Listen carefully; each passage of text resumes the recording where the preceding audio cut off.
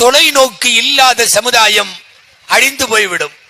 யாராவது ஒரு மொட்டை மாடியில் கைப்பிடி சுவர் இல்லாத ஒரு மொட்டை மாடியில் படுத்து தூங்குகிறான், தவறி கீழே விழுந்து விடுகிறான். நபி ஸல்லல்லாஹு அலைஹி வஸல்லம் சொல்லுகிறார்கள், அவன் அல்லாஹ்வை குறை சொல்ல வேண்டாம், அல்லாஹ் என்னை காப்பாத்தலன்னு சொல்ல வேண்டாம், அல்லாஹ் என்னை கைவிட்டுட்டான்னு சொல்ல வேண்டாம். காரணம், கைப்பிடி சுவர் இல்லாத இடத்துல போய் படுத்தது உன்னுடைய தப்பு. முன்னெச்சரிக்கை நடவடிக்கை இல்லாமல் நீ நடந்து கொண்டதற்கு அல்லாஹுவை காரணமாக்க முடியாது. ஒமன் ரகிபல் பஹ்ர ஹீன யர்தஜு, புயல் சின்னம் அறிவிக்கப்பட்டிருக்கிற போது ஒருவன் கடலுக்கு போகக்கூடாது. மீனவனாக இருந்தால் அவன் மீன் பிடிக்க போகக்கூடாது.